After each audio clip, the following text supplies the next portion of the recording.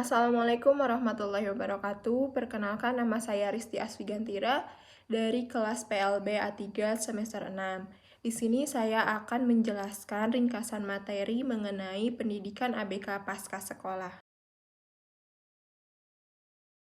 Di sini ada 3 materi yang akan saya bahas, yaitu yang pertama mengenai model layanan pendidikan bagi anak berkebutuhan khusus, dan yang kedua ada keterampilan, pravokasional, dan vokasional disabilitas, serta materi yang ketiga ada kecakapan hidup anak berkebutuhan khusus.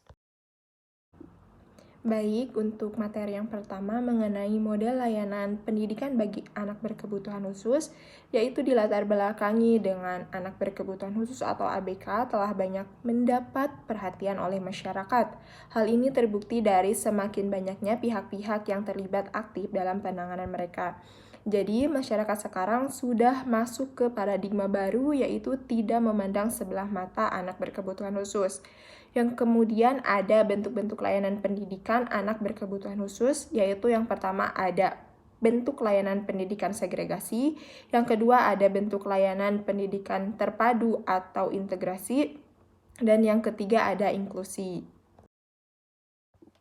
Untuk bentuk layanan pendidikan segregasi itu sendiri merupakan sistem pendidikan yang terpisah dari sistem pendidikan anak normal. Penyelenggaraan pendidikan yang dilaksanakan secara khusus dan terpisah dari penyelenggaraan pendidikan untuk anak normal. Nah, di sini ada 4 bentuk pelayanan pendidikan dengan sistem segregasi, yaitu yang pertama ada sekolah luar biasa, yang kedua ada sekolah luar biasa berasrama, dan yang ketiga ada kelas jauh atau kelas kunjung, dan yang keempat ada sekolah dasar luar biasa. Selanjutnya ada bentuk layanan pendidikan terpadu atau integrasi. Nah, sistem pendidikan yang diberikan atau yang memberikan kesempatan kepada anak berkebutuhan khusus untuk belajar bersama-sama dengan anak normal, belajar dalam satu atap. Pada sistem keterpaduan, secara penuh dan sebagian, jumlah anak berkebutuhan khusus dalam satu kelas maksimal 10% dari jumlah siswa keseluruhan. Untuk membantu kesulitan yang dialami oleh anak berkebutuhan khusus, maka di sekolah terpadu ini disediakan guru pembimbing khusus atau GPK. Nah, bentuk keterpaduan dalam layanan pendidikan bagi anak berkebutuhan khusus yaitu yang pertama ada bentuk kelas biasa, yang kedua ada bentuk kelas biasa dengan ruang bimbingan khusus, dan yang ketiga ada bentuk kelas khusus. Untuk selanjutnya ada pendidikan inklusi, yaitu bertujuan untuk menyatukan atau menggabungkan pendidikan reguler dengan pendidikan khusus ke dalam satu sistem lembaga pendidikan yang dipersatukan untuk mempersatukan kebutuhan semua. Jadi, di kelas inklusi ini, anak berkebutuhan khusus dan anak normal lainnya disatukan dalam satu kelas, sehingga mereka dapat bersosialisasi dengan baik tanpa membeda-bedakan mana anak berkebutuhan khusus, mana anak normal. Nah, di sini tuh kesempatan bagi anak-anak normal untuk mengenal anak berkebutuhan khusus. Juga anak berkebutuhan khusus di sini bisa menyesuaikan diri dengan anak normal lainnya nanti untuk kedepannya bagaimana mereka bisa beradaptasi di lingkungan. Di sekolah inklusi juga anak berkebutuhan khusus itu diberikan kesempatan yang seluas-luasnya untuk memenuhi kebutuhan mereka. Masuk ke materi yang kedua, yaitu keterampilan, pravokasional, dan vokasional disabilitas.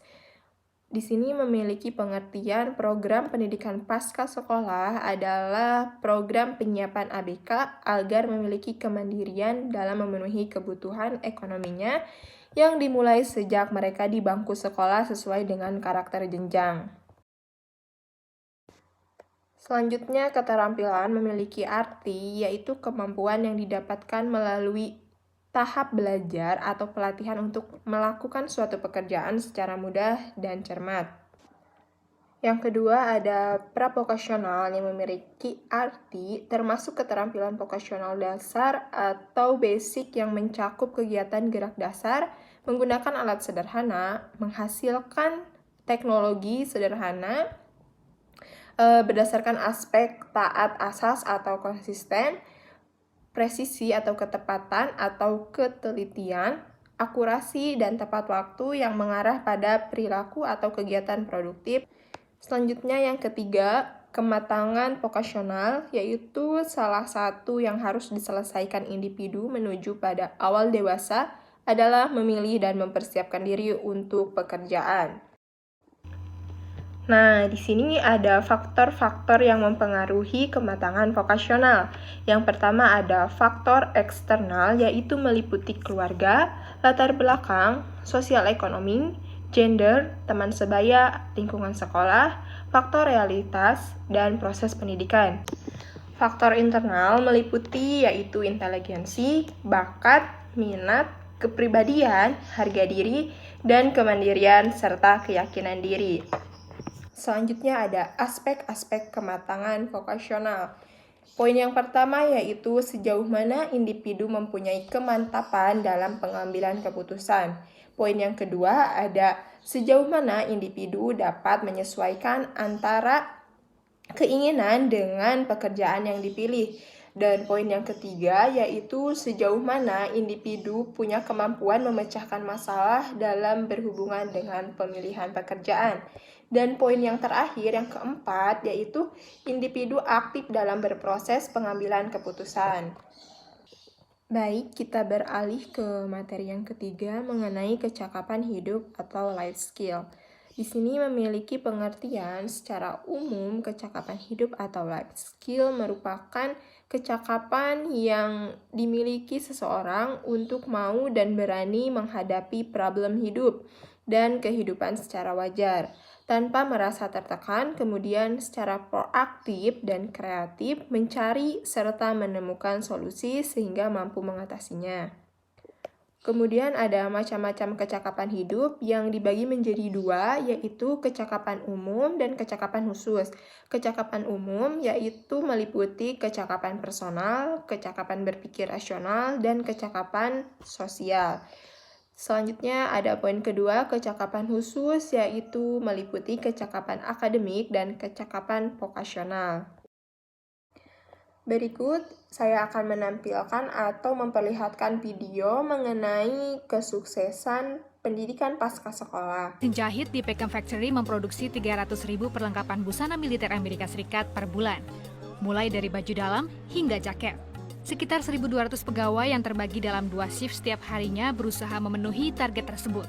Bukan sesuatu yang luar biasa dalam industri garmen, tetapi 85% pegawai Peckham adalah warga dengan kebutuhan khusus, baik tunanetra, tunarungu, atau mereka dengan gangguan kejiwaan dan trauma psikis. Ben and Chuck here happen to be visually impaired, and yet we've been able to develop equipment that allows them to participate in our apparel manufacturing production every day. Peckham merupakan organisasi nirlaba yang melatih dan mempekerjakan warga dengan kebutuhan khusus. Peckham menjalankan prinsip assistive technology, proses menambahkan teknologi ekstra sehingga warga dengan kebutuhan khusus bisa mengoperasikannya. This table is designed to allow these gentlemen to trim threads off of the garment.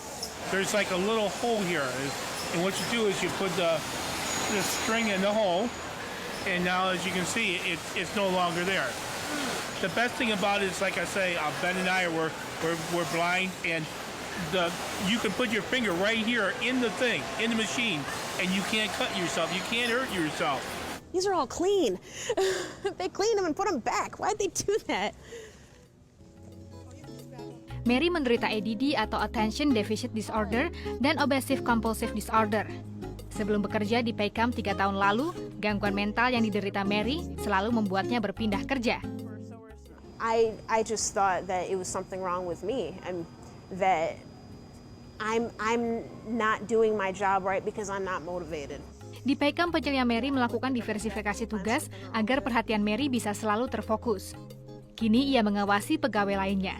It really started to turn with me of this may not be my fault, and this place was really, really pivotal in that because there were other people here who do recognize that, okay, she's having issues, but it's not her fault. How can we adjust it so that it works for her?